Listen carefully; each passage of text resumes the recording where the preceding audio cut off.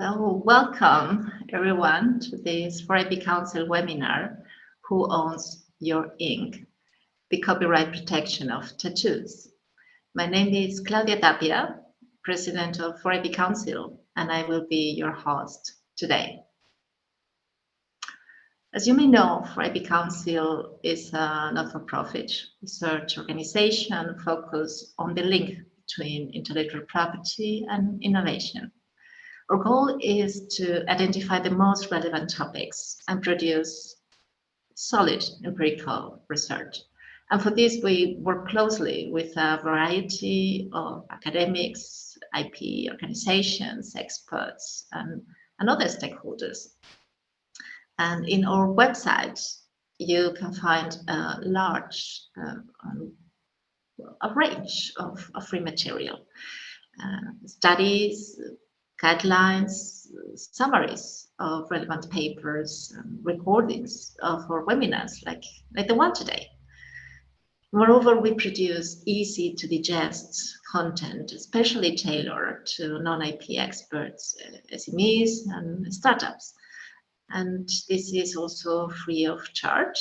And with this, what we aim to assist innovative startups and SMEs to learn how to use IP to grow their businesses. As you know, more and more things are increasingly being connected thanks to the Internet of Things. And to achieve this, standardized technologies are needed, which are often protected by patents. And this is why we have created a case law area with summaries of court cases regarding the standard essential patents. Without further delay, it is my pleasure to have Dr. Paula Westenberger with us today. For those who still don't know Paula, Paula is Senior Lecturer in Intellectual Property Law at Brunel University, London, and Deputy Editor of the European Copyright and Design Reports. She holds a PhD with a scholarship awarded by the Center for Commercial Law Studies and an LLM in Intellectual Property Law, both from Queen Mary University of London. Her research interests cover the relationship between copyright law and art.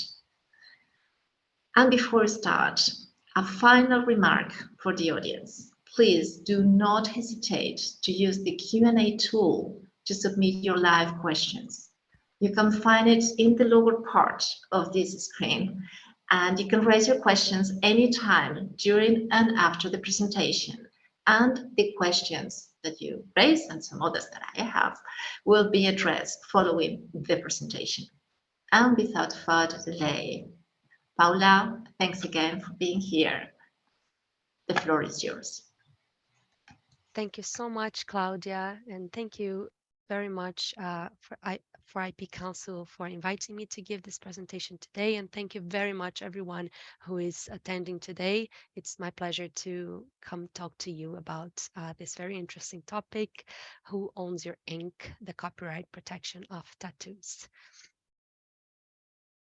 So before we go into some of the litigation, the cases that we're going to discuss today, I just wanted to raise some of the basics on copyright law that pertain to tattoos, so that anyone who doesn't have knowledge on copyright law can grasp some of the basics. Okay.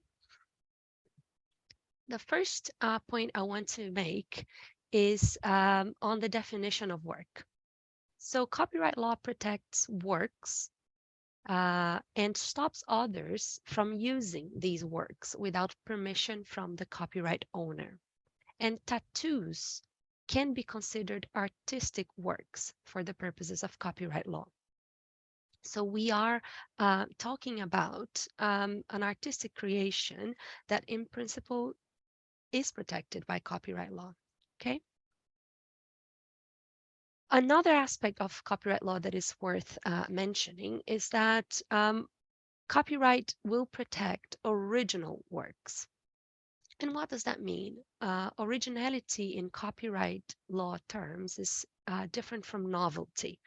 What we mean in copyright law is that original works are those that aren't copied from anywhere else. So they originate with the author. In the EU, we have a legal standard for originality, which we call the author's own intellectual creation. So a work is original if it's the author's own intellectual creation and expresses the free and creative choices of that author. Another important concept for us today is that copyright protects expression and not ideas. Ideas are free to use, but it's very difficult to draw the line between idea and expression. So that's usually something that courts have a bit of difficulty in navigating the line between idea and expression. So on both of these aspects of originality and idea expression, I thought of mentioning um, how can this apply to a discussion on tattoos? And I put an image there on the slide of an example. There are some symbols that don't belong to anyone in particular. They are in the public domain, right? So no one can claim originality over the yin yang symbol as depicted there, which is different to say if an artist makes a recreation of that symbol and adds their originality to it, then you might be moving to an original expression. Okay, but the symbol as it is there depicted in the photo it's a symbol that is not original from one specific author. So therefore, it can be freely used. Another point I would like to make in relation to copyright protection is the duration. As I said, copyright law protects original works, okay, and original works that are still within the period of protection, which usually lasts for the life of an author plus 70 years after their death. That is usually what legislations around the world adopt, but it really depends on the country. So some countries have shorter terms. The minimum term of protection as per the Berne Convention, which is an international convention on copyright law, is 50 years. So some countries will have 50 years, some countries will have even more than 70 years. So it depends on the legislation. And the important takeaway here is that if the copyright duration is expired, that work comes into the public domain and is therefore free to use. And an example there on the slide as well, the Mona Lisa is long in the public domain. So let's talk a little bit about copyright exceptions now. If a work is original, it is within the period of protection, it might still be able for someone to use that work if it falls under one of the possible exceptions to copyright. Some of you may already have heard about the concept of fair use in the US.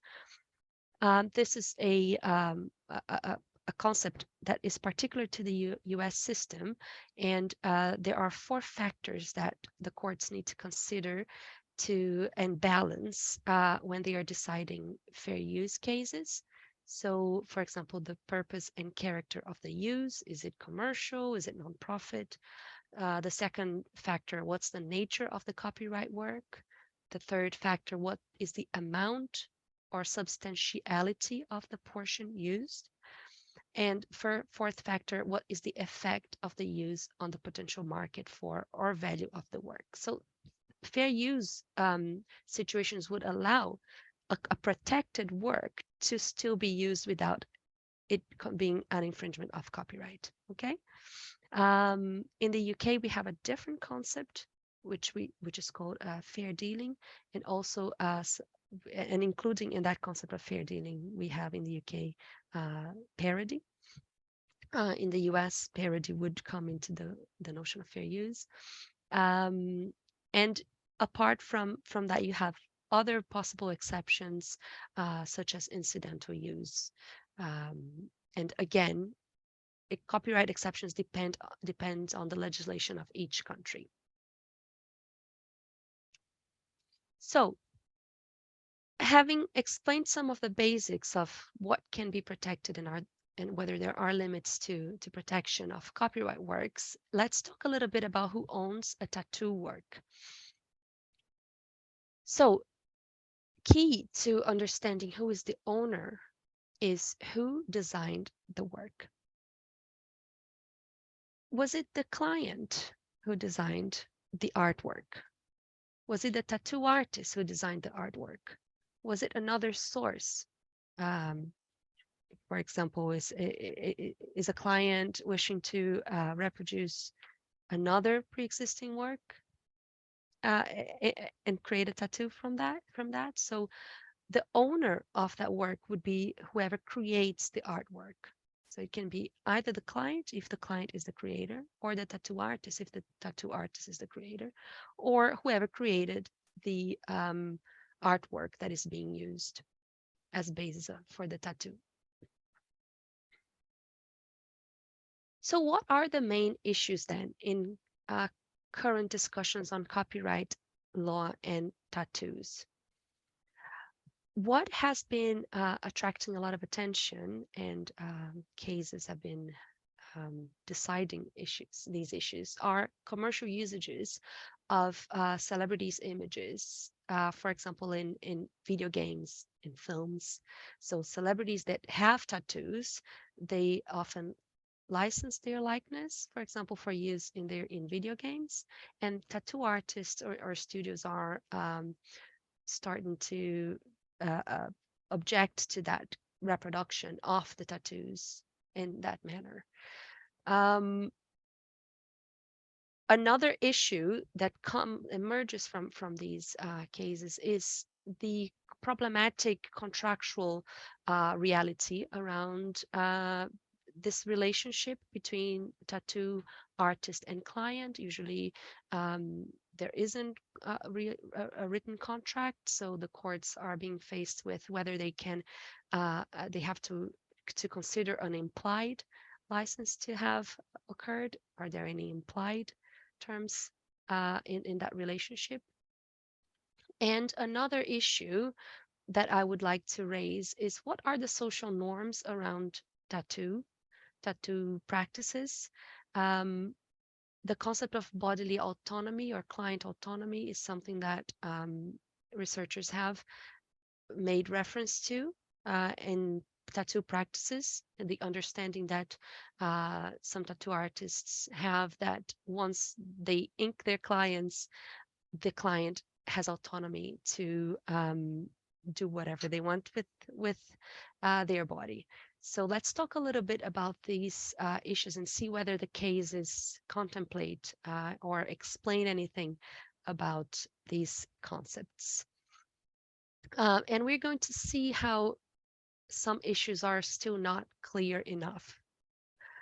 One very famous litigation is the Whitmill versus Warner about the Hangover 2 case. That was a 2011 litigation, and the case ended up being settled out of court, so we don't have a finding on the merits, as we say. The case concerned the Mike Tyson's face tattoo by the tattoo artist Victor Whitmill, which was reproduced in a character of the Hangover 2 film. And Warner argued fair use. They argued that they could have used that tattoo work as a parody. What the party, the plaintiff, was trying to obtain here was a preliminary injunction to stop the film to be released, but that was denied.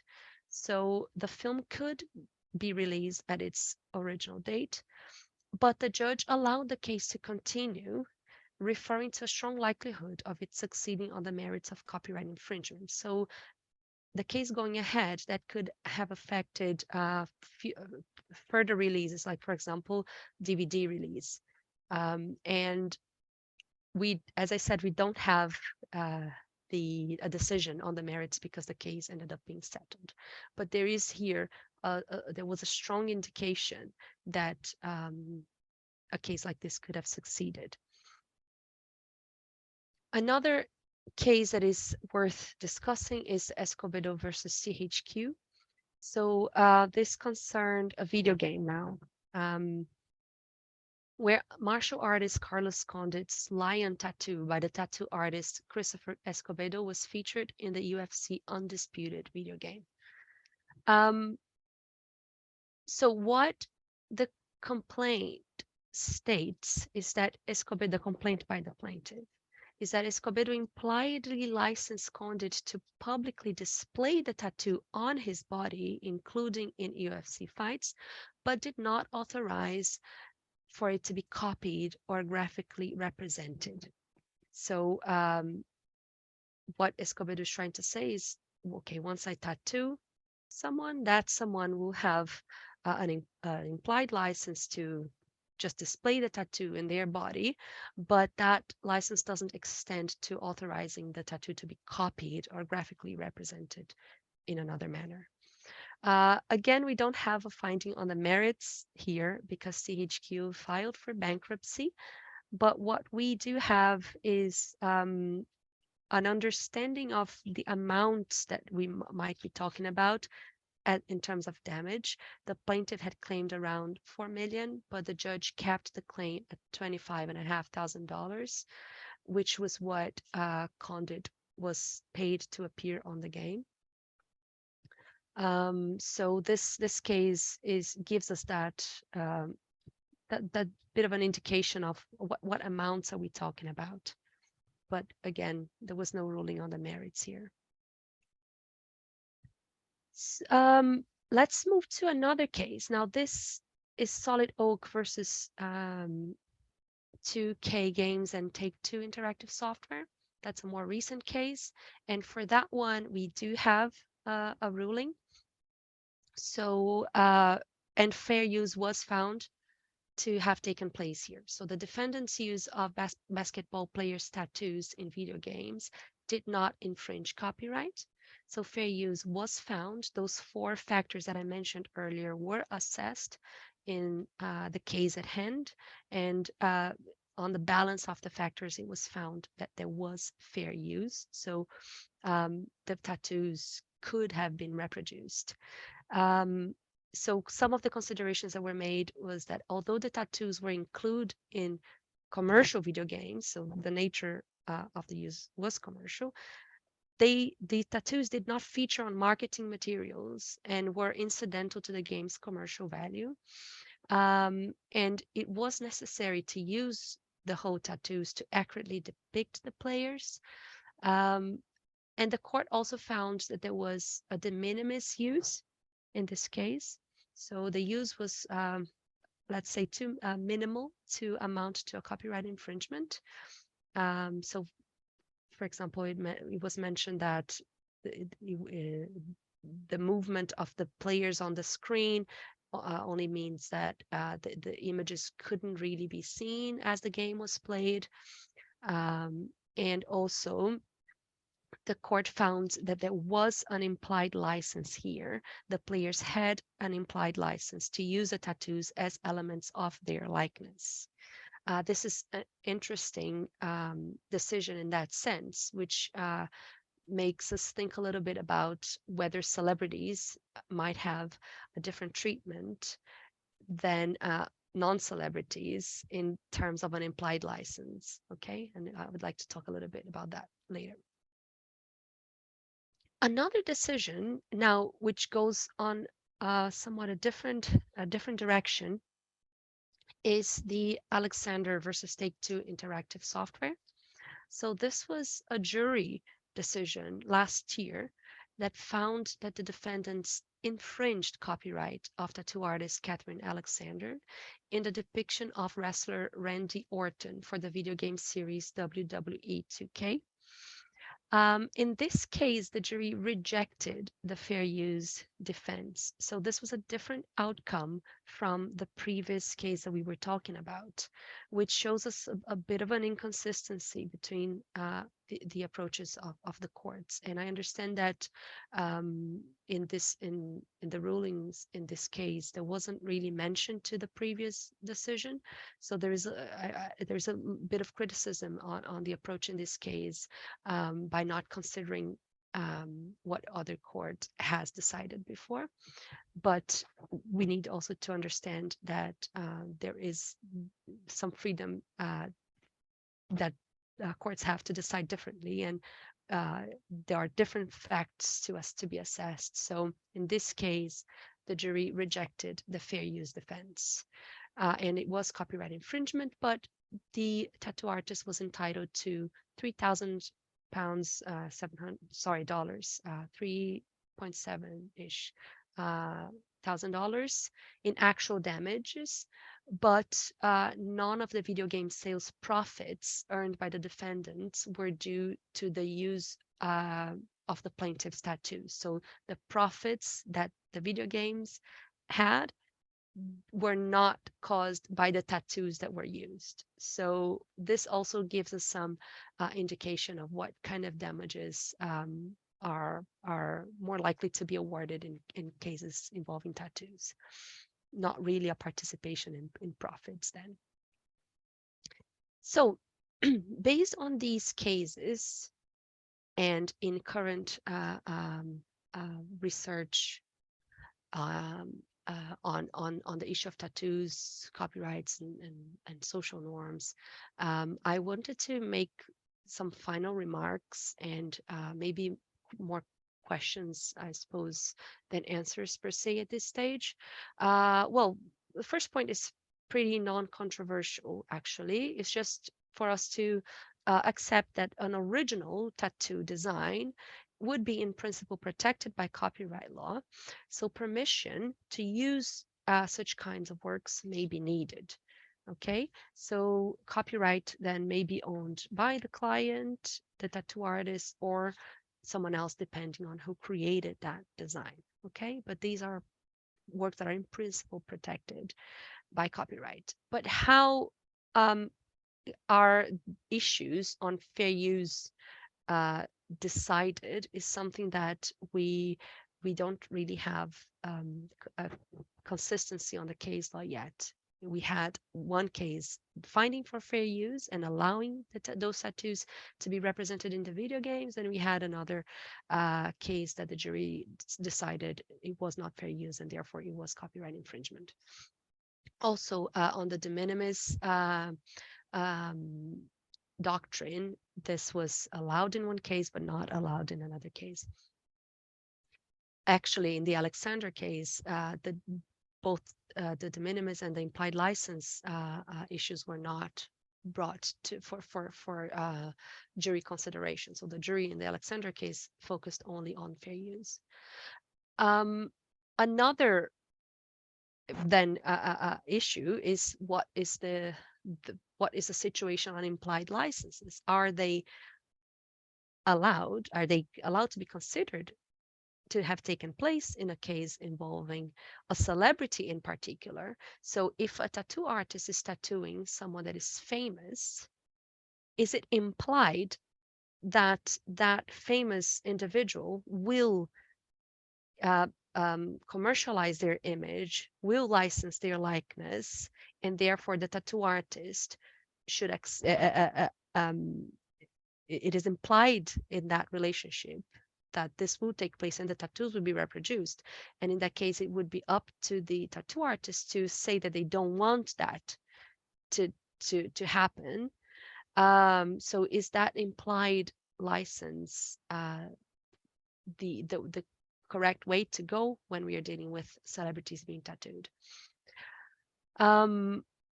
It is being argued more and more that obtaining a license and regulating that relationship between tattoo artist and client is the way to go for any potential future uses of someone's tattoo.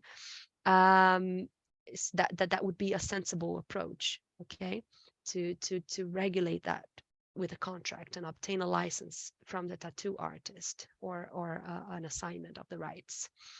But that puts it out, leaves it open, the question on bodily autonomy. And I would like to cite here research by Aaron Bertanovsky on a fascinating article on tattoos and IP norms, and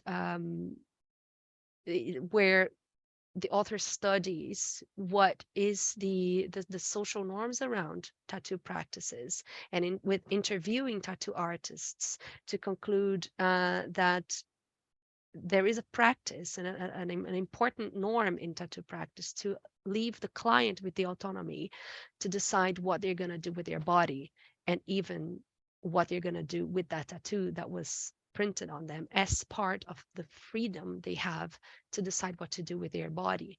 Okay, so are these copyright cases, by establishing that a tattoo artist has some control into that use of someone's image, right? Because the tattoo integrates someone's image in the end, isn't it? So does giving tattoo artists the control over the dissemination of someone's image impinges on that bodily autonomy unduly? So this is a question that I think we also need to ask, and Aaron Pertanovsky raises this the point on client autonomy as a norm in his 2013 article very well. So this was these were my initial thoughts on the topic. I hope that all of this was clear and interesting, and I am open for any questions you may have, and I thank you for being here with me and with us. Thank you, Paula. Thank you so much. I was thinking while you were speaking how lucky your students are. You explain things so clearly. Congratulations. I've seen that we have already questions in the Q&A, which it's excellent. So keep writing them, and I will be reading them. So let me start with the first one here, which says, if a tattoo client designs the tattoo, but the tattoo artist tattoos it on the skin, who owns the copyright? Okay. Thanks, Claudia, for that question. So that is an important question, an interesting question on the difference between creating something and executing that creation on paper, or in this case on skin, right?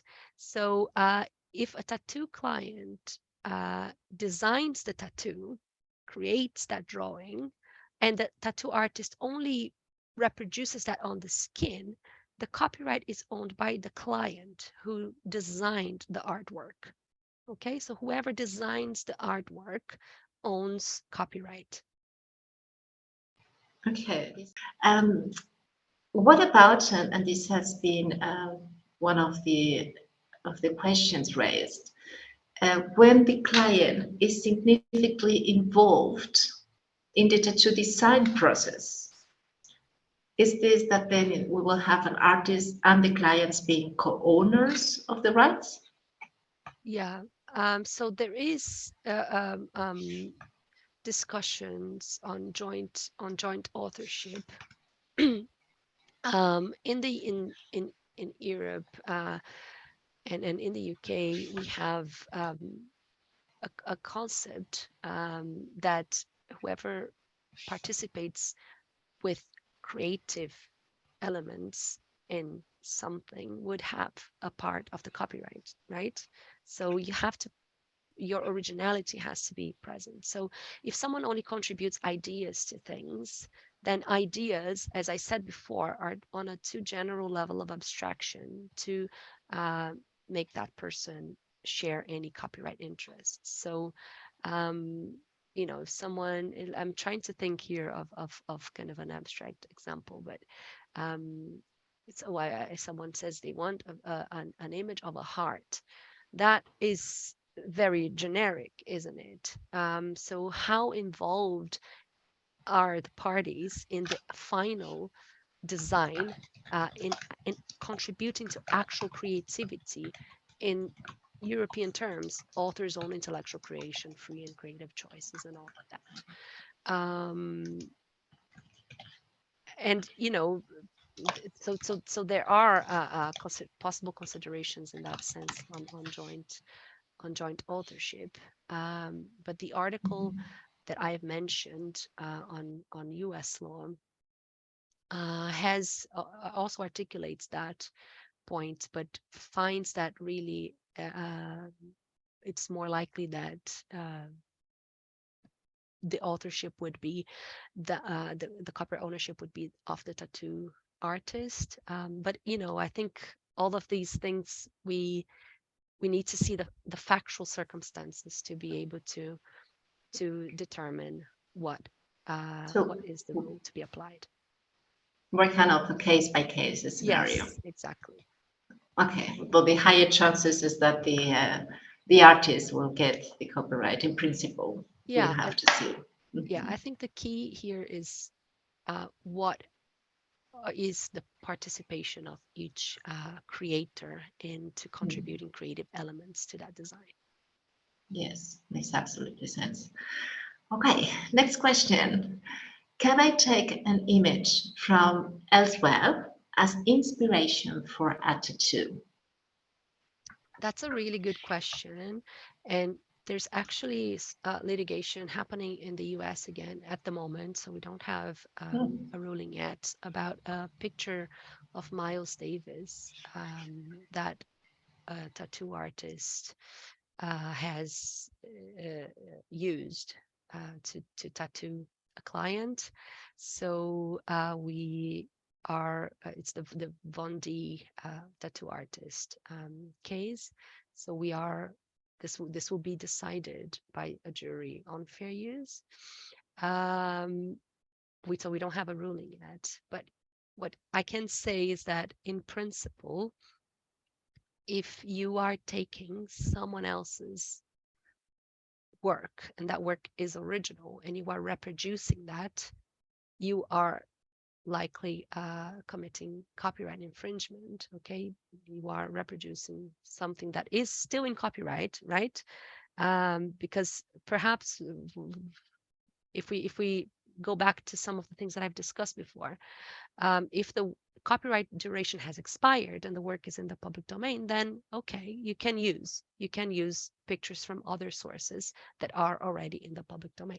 But if we are talking about an actual original work that is still protected by copyright law, as in the deadline hasn't expired yet, then you might be facing copyright infringement risks if unless you have a defense or an exception to copyright that you can use, like fair use or parody or so on and so forth. Okay. What about this? I'm sorry. Go ahead. And just to add another comment, which is also I wanted to raise the issue of inspiration. Sometimes I think it's important to note that copyright infringement is when you take the originality of a previous work and into your new work. So if you look at something, you are inspired, but you only take the idea behind it and not the expression, then you're not infringing copyright because you're taking a non-protected element of it. Okay, so I think that there's also something to be said about inspiration, taking of ideas as opposed to expression in copyright infringement. Yes, a very important clarification. Thank you so much, Paula. I was thinking about these typical, how we say it, tattoos that are very common like hearts or roses, are also those protected by copyright?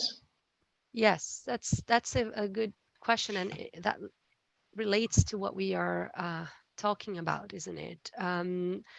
These motifs, they are very generic. They are of common use, aren't they? Mm, The a heart, a rose.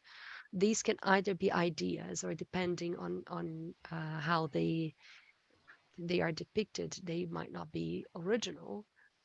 So again, there are there are many different ways, though, that a heart or a rose can be depicted, isn't it? So the more creative it is, in the sense that it represents an freedom, creative choices of an author, the author's own intellectual creation, the higher the chances that this will be protected by copyright. Okay, mm. so at the end of the day, the idea of tattooing a heart, the idea of tattooing a rose, is not protected per se, but the way that these uh, works are expressed, that is where we might be getting into copyright territory. I see. Another question we received: could the client buy the license of the exclusive use of the tattoo from the artist? Sorry, Claudia, can you repeat Yes. that, please? Could the client, or Mhm. I would say anybody else, that's my explanation, buy the license of the exclusive use of the tattoo Yeah. from the artist? Yes, yes. And this is what has been increasingly being advised, is that clients get into contractual arrangements with their tattoo artists to obtain licenses or assignments of copyright. So a license is a permission to use, and that license can be either exclusive or non-exclusive. So an exclusive license would be the tattoo artist is giving their client an exclusive license, as in only that client can use um, that work of tattoo, right? Um, a non-exclusive license means there is no exclusivity. Simple as that. An assignment is a transfer of rights. So you transfer the whole copyright ownership to someone else with an assignment. So either a license or an assignment are viable options here. Mhm. What are your views on a photographer taking a picture of a celebrity with a tattoo, and that tattoo artist uses that photograph? Is the photographer infringing the tattoo, or the tattoo artist infringing the photographer? And I think that a lot of this is within the norms in the sector, isn't it? So I would say, if I am a tattoo artist, which I'm not, but if I was, and I was tattooing someone, I would perhaps want to take a photo of that, say, that arm, to have in my portfolio, right? And if I am the designer of that tattoo as a tattoo artist, I own the copyright over it, so I can reproduce the tattoo as I want, right? So there wouldn't be a problem in that sense. Now, if you are taking a picture, then you're showing someone's face and whatever, then we are getting outside of the copyright territory, and we might be entering into other areas of the law, which privacy and other areas that would require another webinar to be able to discuss fully. Maybe we need to create another one, looking at how much interest the audience is having. So I'm reading the next one. There's several people congratulating for the presentation. Thank you. One of them is asking, jurisprudence presented until now was mostly American. Do you have similar examples in continental Europe? Yeah, what I could try and articulate is how I don't have the cases per se to discuss, but we could try and think how these cases could pan out in Europe. Um, And I think one of the most important things for us to consider is that we do not have fair use in Europe. So the solution that was found in one of those cases that we talked about, that there was fair use in the usage of the tattoos in the video games, that wouldn't really be transplantable to Europe, because differently from the US, in Europe we need uh, what I explained about fair use is that we have the US has in the legislation some factors that are given, and then on a case by case basis these factors are balanced, and the facts of the case are considered and balanced out to reach a solution. This is not the case in Europe. In Europe you need an express exception to allow that use. So for example, some countries have an incidental use exception. So you would have to consider, is the case of using tattoos in video games incidental? I think that would be one possible uh, um, way out of the problem, or considering a parody situation. In the Hangover 2 case, the judge was not very open to considering the parody argument. Mm. But I just have to also remind us that the the legislation in the US on parody is different also from Europe. So the standards are a little bit different. So in Europe, for parody, we have a case called Deckman. So for a parody to be considered a parody, it has to evoke but be noticeably different from the work that is being used, and there has to be an expression of humor or mockery. And in Europe, parodies are also allowed to target uh, not only the work that is being used, but something else as well. We call that a weapon parody. In the US, you don't really accept weapon parodies; it's more target parodies. So there are some differences between these jurisdictions, but I think um, that's why a case in Europe would have to go through different solutions. But I think depending on the country, I think that it's possible, for example, to analyze the implied license argument as well. Could be possible here. Thank you. And I read there has been recently a publication on a similar topic, or basically very touching this aspect that you mentioned on implied licenses. It's called Tattoos, Norms, and Implied Licenses, Aaron Pertsanovsky, and was published 13th of January 2023. You can find it in SSRN. So for those who haven't read it, it's an opportunity. I haven't read it yet, so thanks a lot for sharing. Okay, then I will move to the next question, which is, can you discuss fair use and tattoo a little bit more? Yes. So just on the topic of Aaron Persanovsky, that's the same author that wrote the paper that I was talking about during the Mm, presentation on social norms. So that's a really good author to read, very specialized on great. this field, in particular U.S. law. Um, so yes, fair use and tattoos. So maybe let's dissect a little bit what the court has decided um, on the case that we were discussing, shall we? So Mhm, just to see what kinds of issues were considered um, as complying to each of those factors, the four factors that we talked about. So this is the Solid Oak sketches versus 2K games and Take-Two interactive software.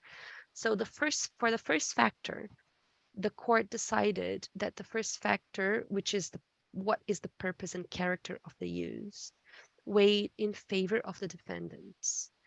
So that's always how a US court will articulate these factors if they weigh in favor of whom. Okay. So in this case, the first factor weighed in favor of the defendants. The court understood that the defendants transformed the tattoo. So this concept of transformative use is very important in fair use doctrine in the US. So transform the tattoos by using them for general recognizability of the players in the game. Sorry, instead of using it for the original purpose for which these tattoos were created, which was to allow players to express themselves through body art. So there was then a transformation there in the purpose of the use. And also because there was a reduction of the size of the tattoos and many other effects that were applied. So the expressive details of those tattoos, they were clearly visible only when the users were choosing the players, but not during the gameplay portion of the game. And also the tattoos constituted a very kind of an inconsequential portion of the game, and they only appeared on 3 out of 400 players.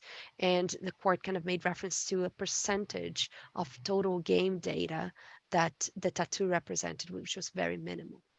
And then even though to conclude that first factor, even though the inclusion of the tattoos in a commercial video games is commercial, which commercial uses usually would kind of tend to be more problematic in the analysis of this first factor, even though these uses were commercial, the tattoos were not featured on marketing materials and were incidental to the game's commercial value. So it wasn't really the tattoos that kind of represented the commercial value of the video games.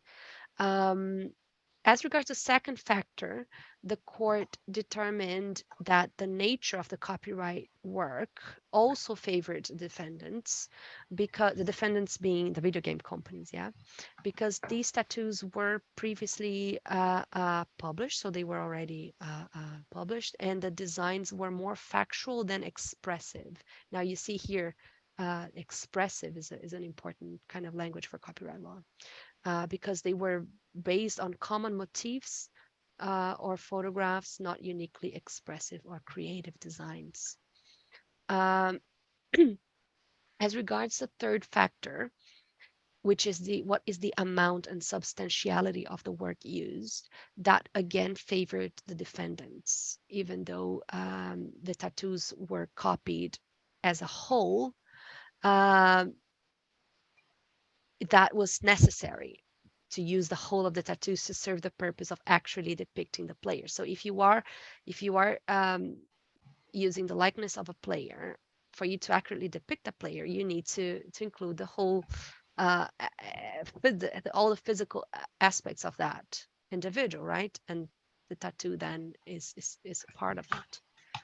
And lastly, as regards the fourth factor, which is what is the effect of the use on the potential market for or value of the work, that factor also favored the defendants.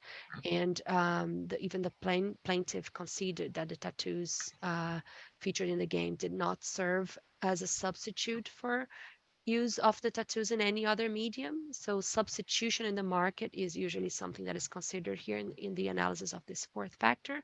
And there was no evidence that there was a market for licensing tattoos for use in video games.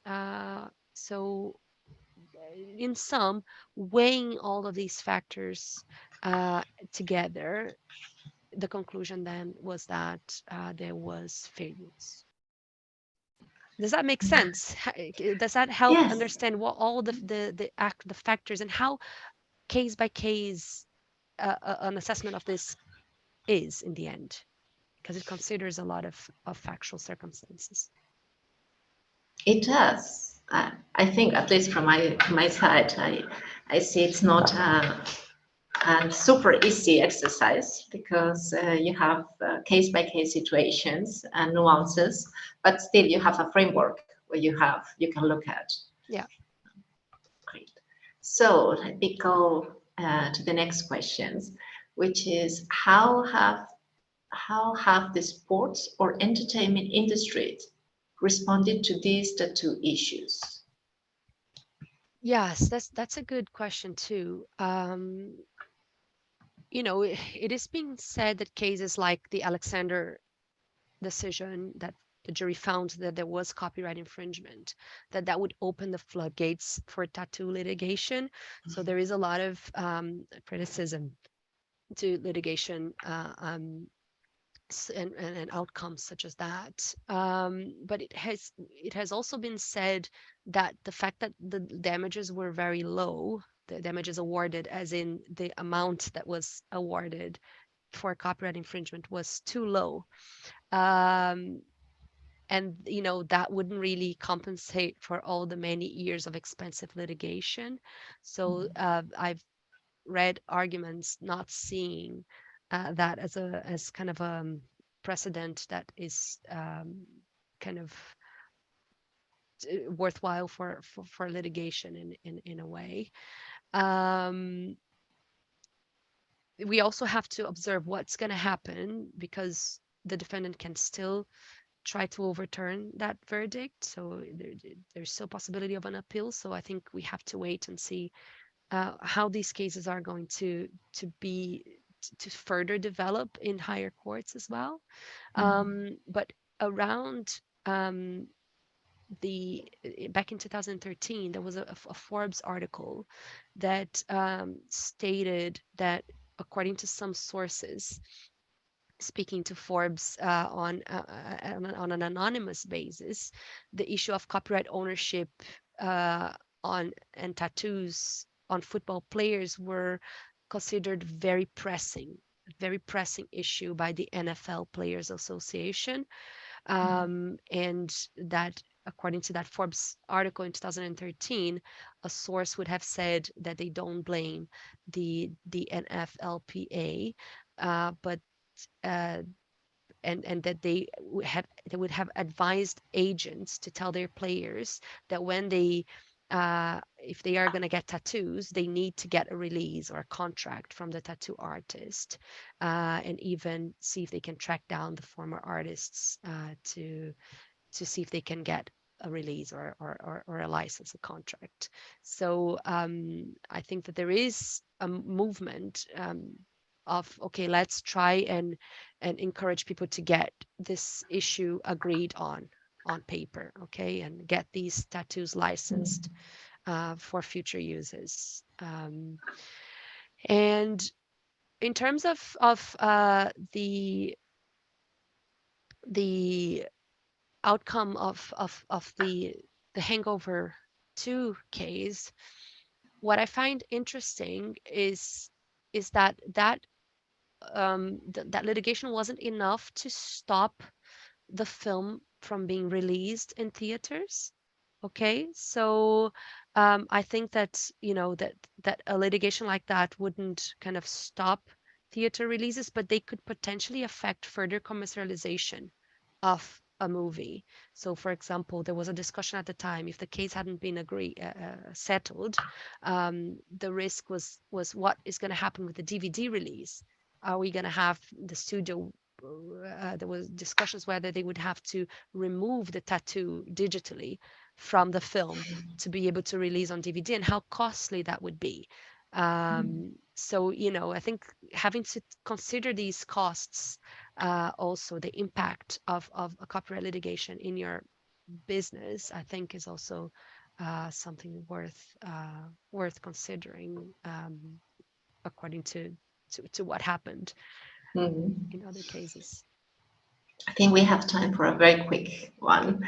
If a client brings a picture she found on the internet, how much alteration is needed by the tattoo artist to claim an own copyright? Claudius, please, can you repeat how Yes, much alteration. How much alteration? is needed so that the tattoo artist can claim an own Yeah, copyright? okay. That's a good question. And what Mhm. we usually say, uh, copyright in the copyright field. And by the way, I just have to say, uh, as a scholar, let's put all the caveats. None of this is legal advice. This is I'm an academic giving my views on the law. Um, so as copyright academics, we reinforce all the time that we're talking about qualitative tests and assessments and not quantitative. So in copyright infringement, we don't we would never kind of be saying, oh, you can take X% or it's not going to be a quantitative assessment. Okay, it's going to be an assessment on whether what you took represents in UK terms a substantial part, okay, or in European terms a part that bears the originality of the existing work. So if you found an image online and that image is still protected by copyright, okay, um, for you to be able to use that, you would need to take only the ideas behind it, not the expressive elements. Okay, so there is an interesting case for those who would like to do a quick search. Temple Island decision of the Red Buzz case.